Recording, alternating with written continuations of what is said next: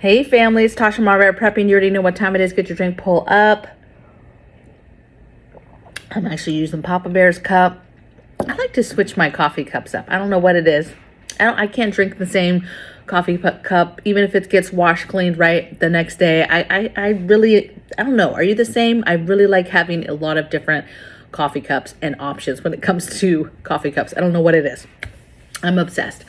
Anyway, let's get into the topic at hand. You know, it's Friday. Happy Friday. I just want to go over a fun topic, something lighthearted, something not doom and gloom. You're here with me in the premiere, and I just want to talk about some of my favorite canned foods. Maybe this will help you guys. I know there's a lot of people feeling overwhelmed. There's a lot of stuff going on in the media and the world, decisions to be made. Things can go left real quick.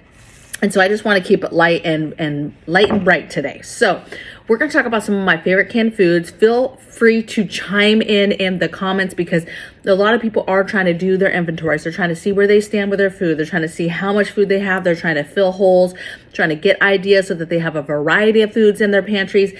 And every family is different, right? You might have totally different canned options in your pantry than I do. And so please make sure that you're sharing with the group as we go through these, okay? So number one thing I have is tomatoes. Diced tomatoes, rotel, basically having different sizes of diced tomatoes.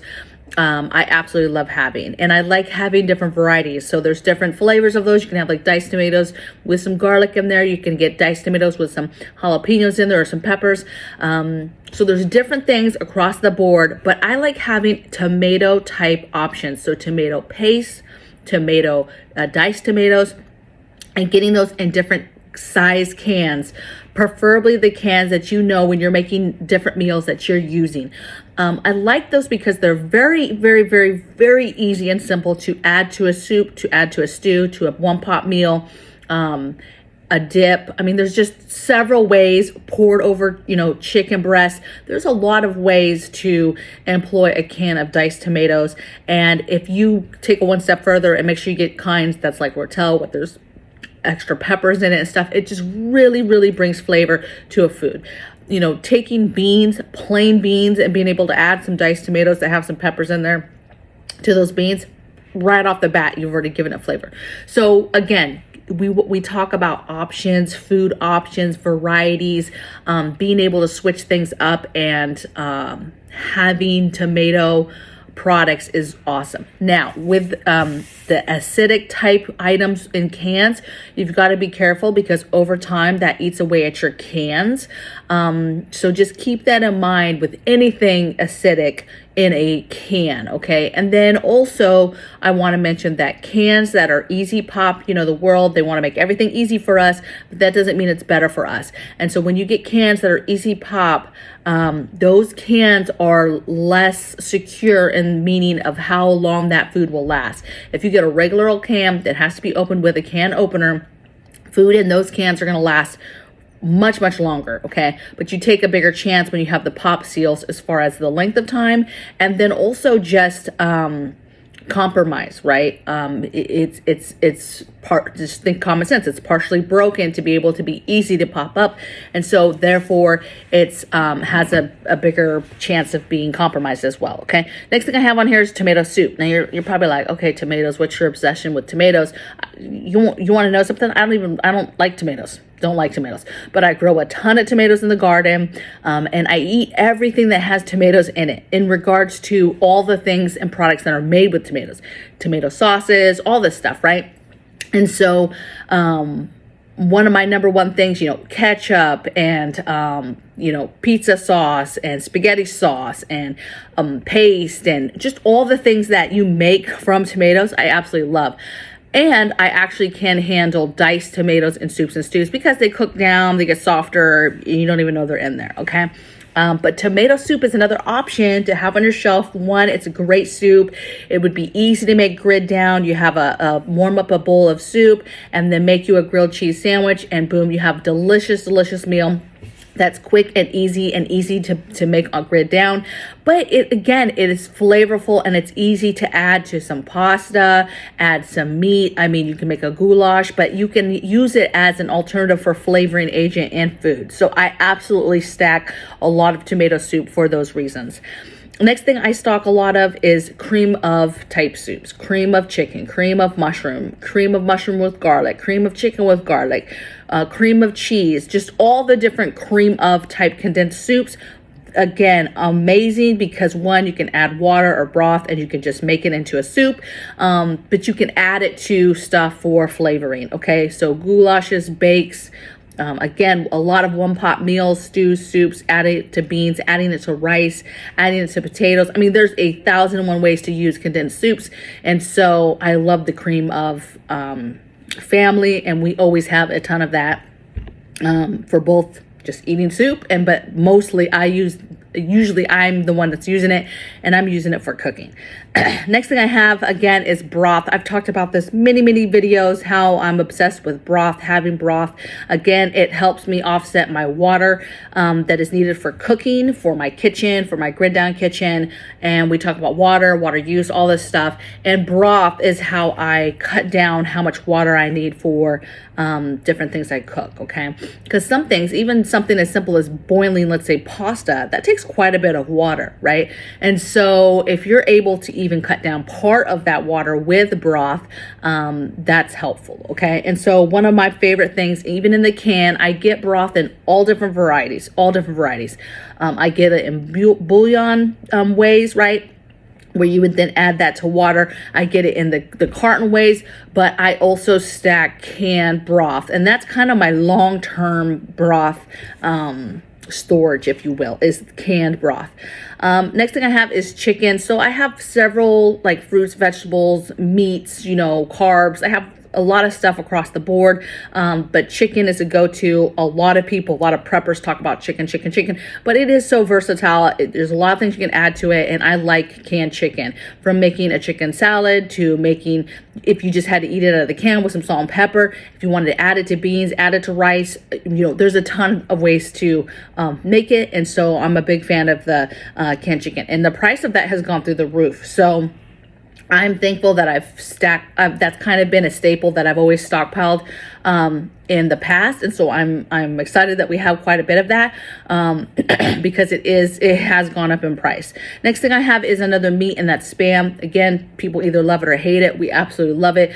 1,001 ways to cook it. Again, very high in sodium. So again, if you're low in sodium, you don't have a lot of salt, or you're to the point where you've ran out of salt or don't have a lot of salt, this is a good way to get some salt into your body.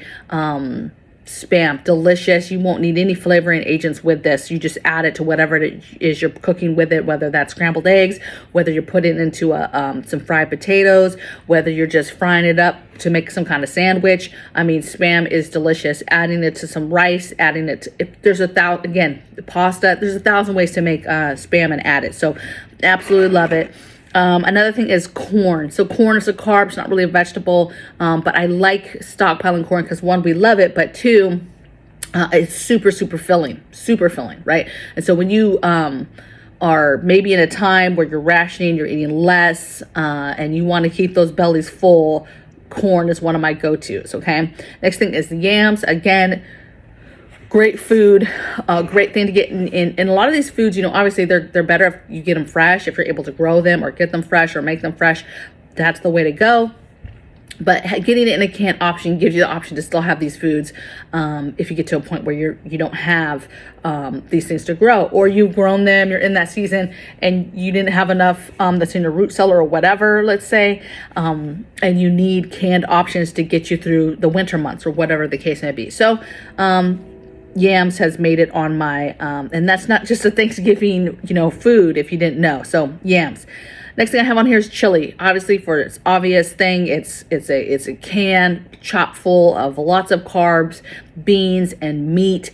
It's very filling. It's delicious. A lot of people have it. Again, you could pour that over some rice if you wanted to really stretch the can, right? just very, very good. Like I literally could stretch most of these things. The reason why I like cans too, and things like stew, for example, or chili, for example, and stew, but is because I could take one can, make a thing of rice, and then I can spread that one can across a family, right? Whereas, you know, now you have a family, people might make several cans just for one family. We eat way too much as a society. I mean, look at me. I'm the average, right? And but I can literally, and people will be full. Okay, so there is ways to stretch this, and that's why I'm such a fan of like I'm a fan of pressure canning my own soups and stews, but I'm a fan of a canned soup and stew and chili, because it's so versatile and I can make it stretch. So chili was one. Stew is the next on my list. Stew, absolutely love it. It's my go-to. It's my go-to for pressure canning and my go-to for a can, especially if you just want something easy, warm it up, and boom, you're done. Okay, and super filling because it has all the components. It has, you know, it has a carb, it has a vegetable, it has a meat, and it's just super filling. And if you're one of those, it's like there's so much sodium in those canned options. Yes, there is, but you know, you can spread that sodium out across some rice or across more potatoes or more carrots. You could add more to the can as well. I mean, there's a lot of different options. And you could be making your own stew to offset, so you're not having canned sodium every day. You're offsetting that with the stuff that you've made homemade, right? That you pressure can. Next thing I have is beans. Super important prep. We keep dry beans, of course, but a big part of our canned stockpile is beans. Refried beans, chickpeas, regular whole beans, black beans, navy beans, white beans, pinto beans. I mean, you just name it.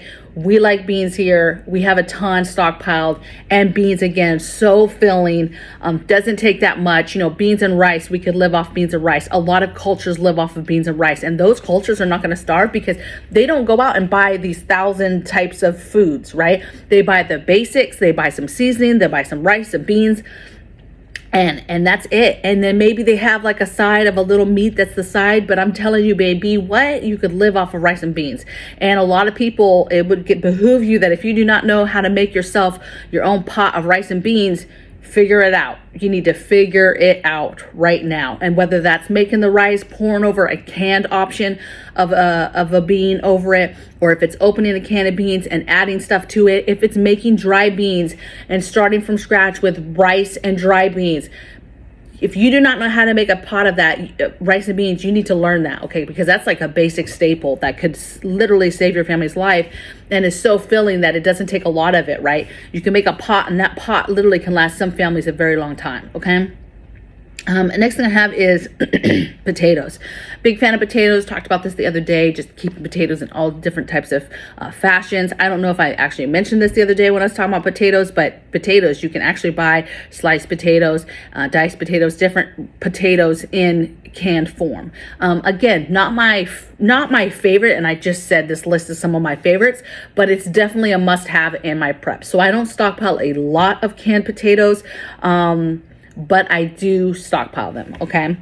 Next thing I have is peas and carrots. Again, just having a vegetable option that's in your pantry. I like peas and carrots only because, well, I cannot stand peas. So this is not something that I actually would do for myself, but for the rest of the family, they do eat it and they like it.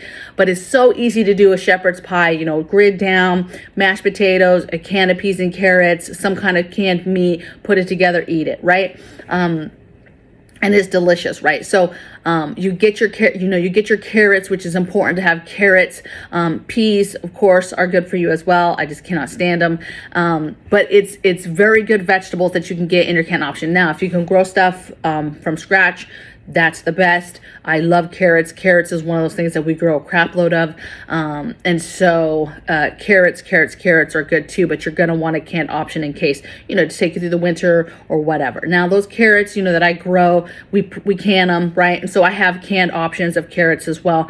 But peas and carrots make a very easy option, okay? Next canned thing I have is roast beef. Again, you can find it in the meat aisle where they have all the canned different meats. There's a ton of canned meats, but I'm just going over some of the favorites of mine. I like the roast beef. Again, super easy to make some instant mashed potatoes, and then pour, you know, a vegetable, either a corn or some peas and carrots, and then pour this roast beef with the gravy all over the top. And you've got just little shepherd pie, like I said, bowls. Just I can't express how easy it is, and it's good, right? Some people would add some seasonings to it to just kind of dress it up, depending on how you do it, right? But there's a lot of different ways to use that, making a kind of a goulash out of it with pasta. But I love the roast beef, and it gives you another option in a can, where we have so much Spam, we have so much chicken, and it gives you an actual beef option that's in a can. Next thing I have is pie fillings. Okay. Huge fan of pie fillings, because if you think about future, you think about grid down, you think about hard times, Great Depression, whatever, being able to make a dessert, make a little pleasure item on the side is super important. So being able to still, you know, make cookies or make some no-bake type stuff, or, you know, put a little treat together, right? So being able to just, you know, make some puff pastry, put a little pie filling in there, fry it up, you know, roll it in some cinnamon and sugar. I mean, so good, right? Wonton paper, whatever it is you have, right? Delicious. Make some pie crust and actually make a pie with it. It will be nice. Those little things, if you're still able to do those things from time to time, will be very, very nice, and will take the mental capacity of a lot of your family, the morale, right? Will stay there if you have, you know, you've prepared and have pie filling. Again, this is something that you can preserve and make pie filling, right? And can it. That's an option as well. But having pie filling, I think, is just an awesome little treat. Okay.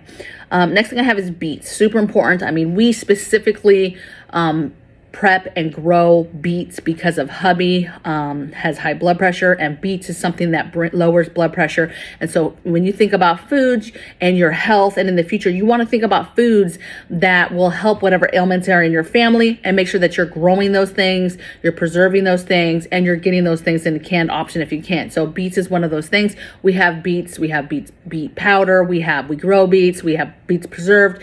We have beets in a lot of different ways, right? But canned beets is one thing that I make sure that I stockpile a lot of, because specifically in the future to help offset hubby's blood pressure later on, okay? When he doesn't have medicine anymore, possibly, to do it, okay? Next thing I have on here is sardines. I know this is not a favorite for a lot of people. I don't think anybody in my house will eat a sardine except me, so I don't stockpile a lot. However, a great nutritious meat, if you will. Super good on a cracker, on just a basic white saltine cracker. I'm telling you, try it. Get you some saltines, put you a little, and sardines come in different flavors, right? Get you a sardine, put it on there, just pop it in your mouth, okay? It's not the end of the world. It's good. It's actually filling, okay? It's not going to take you that many saltines and sardines before you start feeling full, okay? So if you can, you know, handle sardines, it's a good snack. It's a good quick meal, if you will. It's a good little lunch if you have some crackers.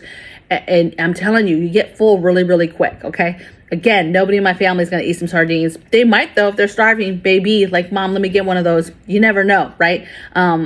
So I stockpile those. Again, don't have a lot, but I stockpile those. Next thing is tuna. Again, we're not a huge tuna eater in here. All of us will eat tuna. We've had tuna. What I would say is we're not an average tuna sandwich is like not what we're going for, right? We're more of a lunch meat type, peanut butter and jelly type, but grid down, you think about your different options, you know, and tuna, even the canned chicken, all of that stuff makes great sandwiches. And it's a good option, right? Again, could add some salt, pepper, a little bit of packets of mayo and mustard, and it's delicious. It's ready to go, okay? Again, you could eat it on crackers, could eat it on bread, could eat it out of a can, right? Just straight, right? Real good stuff. Next thing I have is peaches. Family absolutely loves peaches, to eat peaches just right out of the can, right out of the packages. But again, be careful. Peaches are so good, and I like them too because there's options, right? You can make you a cobbler with them. You can eat them straight out of the can.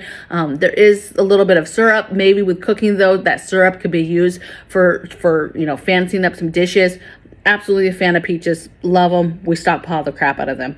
Next thing we stockpile the crap out of is mandarin oranges. We also preserve these things. So canned peaches, canned mandarin oranges.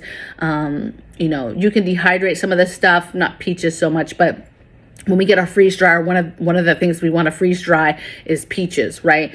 There's a lot of foods that are hard to preserve or harder to preserve. Peaches is not really hard to preserve. You can can peaches.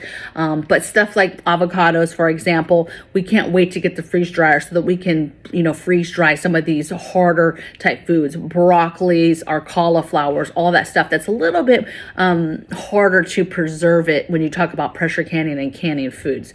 And I digress. I get off topic. So mandarin oranges was my last one. Family absolutely loves oranges, absolutely loves mandarin oranges. So we have them in a can form. I can them, so I have them, in mason jars as well that we've canned. Absolutely love mandarin oranges. Again, great snack for the kids. And so we stockpile those and we make sure they have them. Plus, it's just such a great source of vitamin C. So super good to try to get foods in your pantry that one, you'll eat, two, are healthy. Trying to get nutrient-dense type foods in your pantry.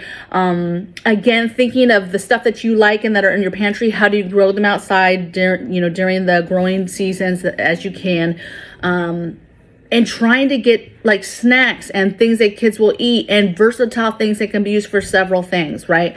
Mandarin oranges, boy, they love those, right? And so you got to figure out whatever your family's eating, how do you stockpile it? Now, there's a ton of different canned food options out there, right? And your list could look totally different. You guys might be rattling off all types of stuff in the chat room that maybe I never even thought of. So I'm looking forward to going back and reading all your guys' comments and seeing what you guys had to add, because if there's something that I maybe haven't gotten or just haven't realized the importance of it, and like, oh, okay, I have that, but I need more of it, because that's a great idea that somebody shared. So make sure you're please sharing that in the comments. If you're watching this after the fact, make sure you're leaving a comment and letting people know and sharing. I think it's really important now more than ever to just help people fill those holes, help people keep getting their mind motivated of the things they need to do. One other thing that I mentioned in another video that I was going to do that I started doing yesterday was going room by room, taking a pen and paper.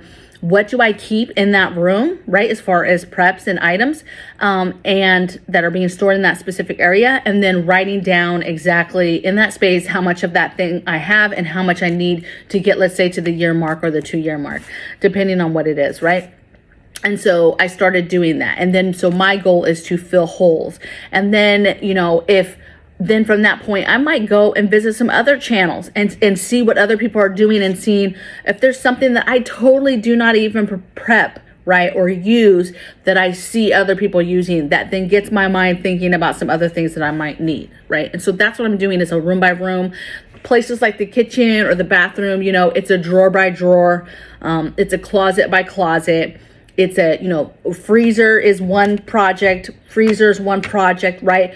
This cabinet, what do I keep in there? And, maybe what food do I keep in this cabinet, and where are my holes? And then filling that cabinet, right? And filling the overflow, and then filling the pantry, and then filling the other spot, and then filling that other spot, right? And so if you do that space by space, it might break it down. That's really for people who have started and have, preparedness kind of started, been doing it for years, but you're now trying, because things are getting crazy, you're really trying to make sure that you're going through everything and really trying to identify not only holes, but holes that you don't even realize you have. Things that would be very, very beneficial to you. And maybe because you've not had to use them anytime recent, you're just not thinking about it, right? Or something that could be very, very useful that you've never really had on your radar as being something that you needed or wanted. And now you're like, man, I need to get that, okay?